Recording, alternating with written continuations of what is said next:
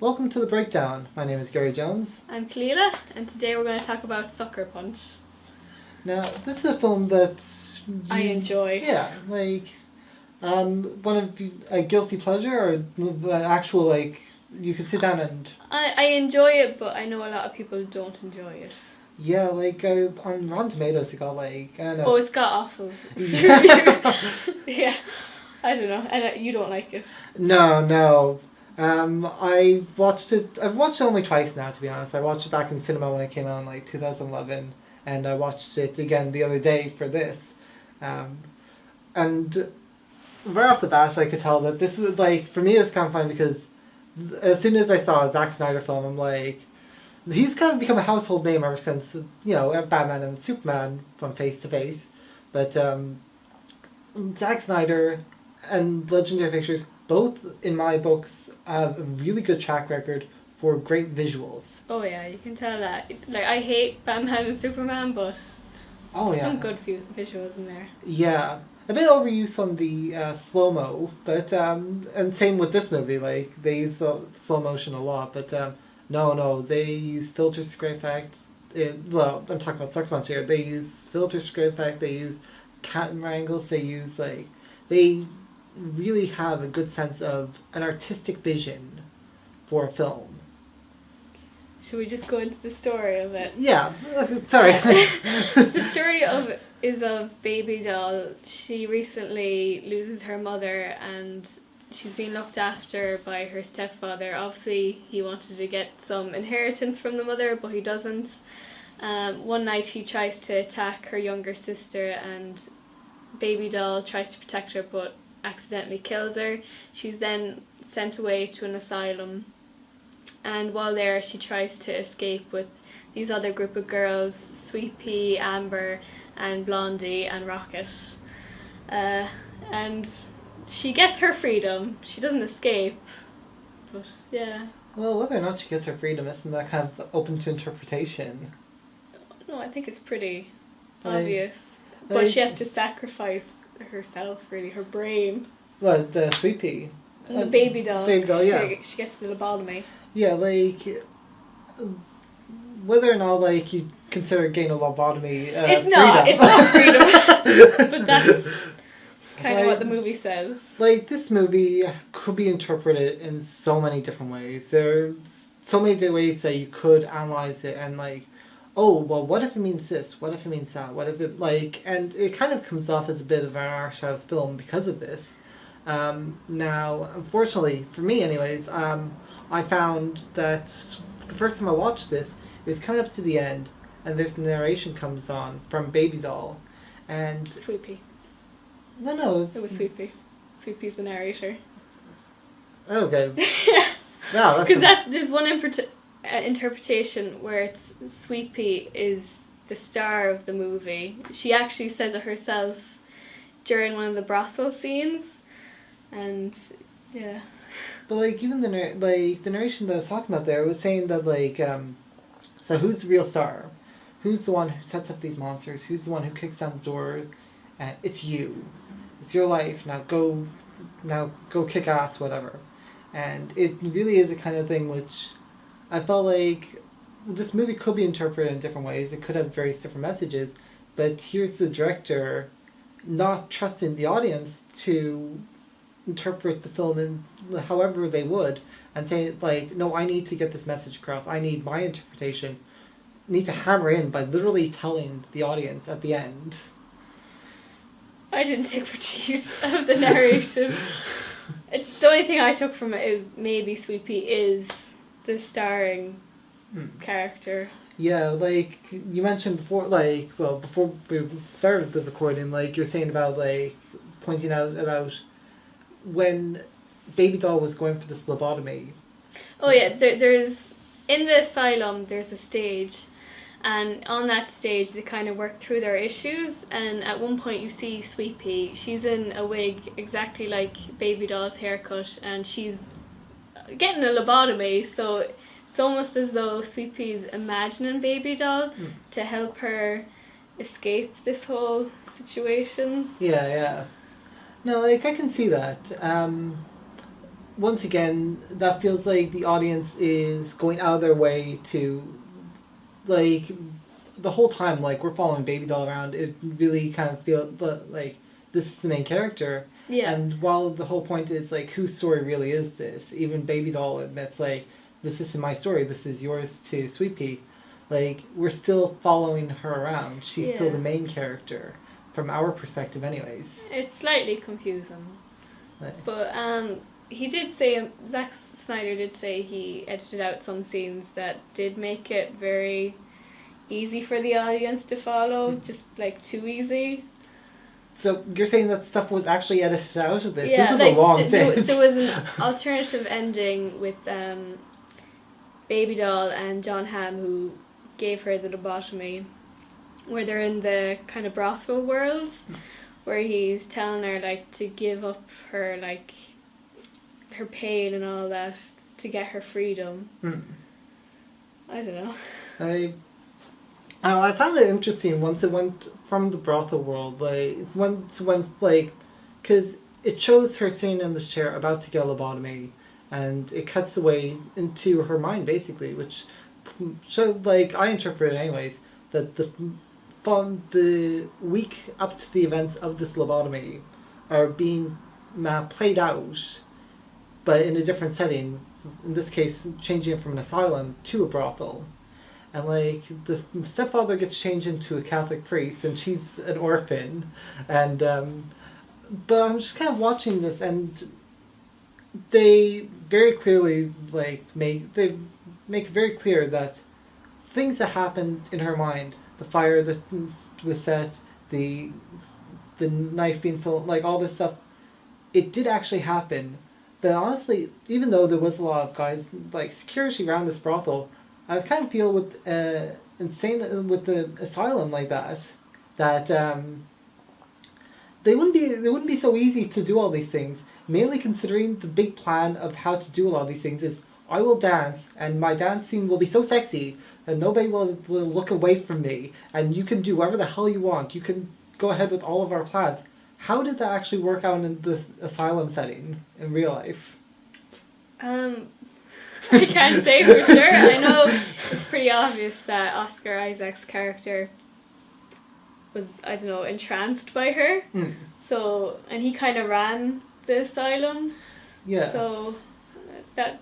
Okay, but who was the mayor in the asylum version, you know? He was kind of like, a guard. Oh, He okay. was by one of the doors at one stage. You don't... Oh, at the end when she's being brought back to the cell. Yeah, you see him yeah. lighting with the lighter.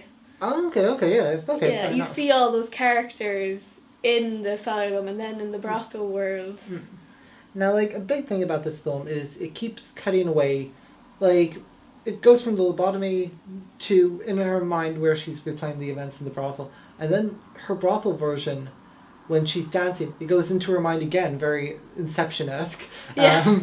where her and the other girls are in these sexualized costumes, fighting stone samurai and Nazi zombies and all this. And I don't know about you, but I found these sequences to go far too long. Yeah, they were kind of dragged out, but I did enjoy them for what they were. It's Like, action. I found it to be such blatant padding. There was like 5 minutes in the brothel, and then like a 15-minute long action scene. And like they were well choreographed. They Oh were yeah. good, but after a while, like you can only watch like girls flipping around like shooting Nazi zombies before it's like, okay, I get it. Can we continue with the story, please? I don't know, but you get that a lot with his movies. Oh god. I don't know.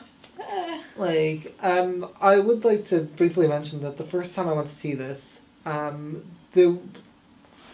went into this and I sat down, and I kind of left the movie feeling insulted, patronized too, really, where like, this was back in 2011, like, a young adult male, probably more dressed towards young teenage males, but, like, sexy girls in sexy outfits, doing all this kung fu shit, big action scenes, like really impressive action scenes. I felt like it was almost like they're saying that's all we need to give a male audience in order to get their approval. We don't actually need to put anything more depth into it. As long as you just put a girl in a sexy skirt, they'll give the thumbs up. I felt really patronized too for Maybe this. you did, but I found it kind of empowering. Like, you can be sexy and strong, and they were still, like, flawed people. I don't know. I thought it was a good representation of women. I see where you're coming from, but like it felt like this was a male using that excuse of female empowerment, using it as an excuse to put these women in these outfits. It's like, oh no, I'm not just exploiting these women's sexuality. I'm doing it for empowerment. But look at them; they're in sexy outfits, There was another scene that was cut out in the brothel world where they were in typical sexy outfits, like there was the sexy maid, the sexy nurse. Although Sweet Pea was like a Joan of Arc character, which made kind of no sense. But I don't know, that can be empowering too. Oh yeah, I'm not saying that it can't be. I just feel that it was like. I get where you're coming from. Yeah. Here's. Do you want to move on to the soundtrack? Because another thing I loved is the soundtrack. Not just me, both my parents bought the soundtrack as well. It just works so well. Yeah. Like, especially the Bjork song. Oh yeah, like I really found that the musical montage at the start with the stepfather and Sweet Dreams. The opening scene is just amazing. It's played to Sweet Dreams and it's sang by the main actress, Emily Browning. It works so well. Yeah, like at the same time, I feel like such a prick because I keep on like, well, yeah, it was good, but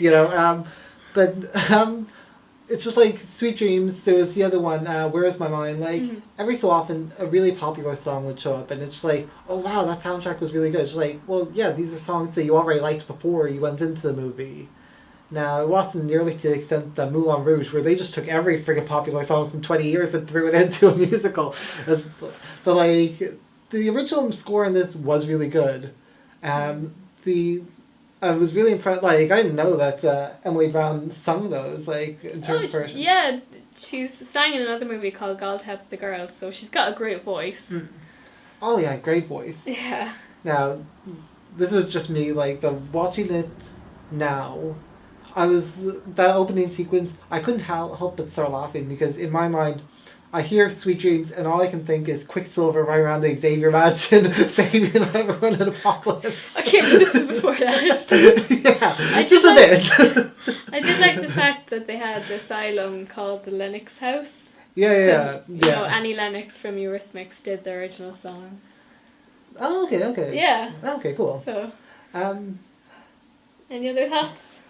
Oh yeah, just to go back to the action scenes for a second, like, these were, like I said, they were really impressively done, but the last one was a bunch of robots on a train, and the slow down, speed up, zoom in, zoom out, swing around, like, oh my god. I'm surprised that cameraman didn't have, I'd be surprised if he didn't have palpitations, because it's like, okay, now... go across their arm up to the barrel of the gun, and then you see the bullet coming out slowly, and it swings around, and then it slowly goes through the head of the robot, and oh my god. Done a bit too much, but still impressive. A bit. Like, it was impressive, but my god, reel it back. It's not a bad thing to just kind of let an action scene play itself out. Like, completely overproduced.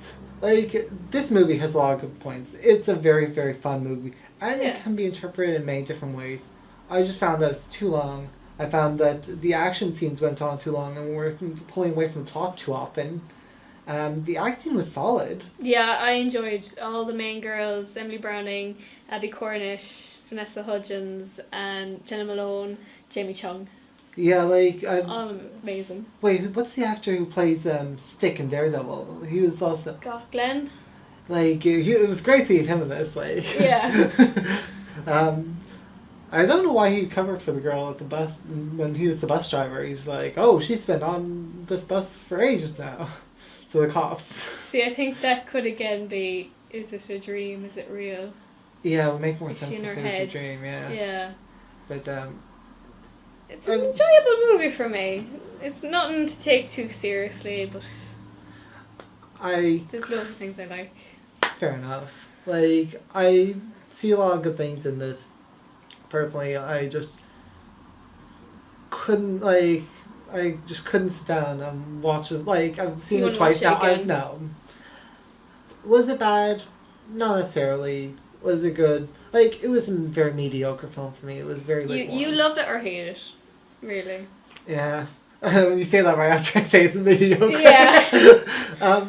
No, I'd probably lean more towards the hated side. Yeah. But no. Is there any final thoughts you want to give? No, I think I covered it all. Okay, well, thank you for joining us. If you like this video, we will be uploading more on a weekly basis.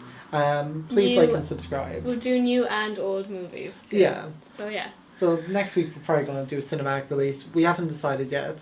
If you have any suggestions for films, you can leave them in the comments, and we probably will ignore them.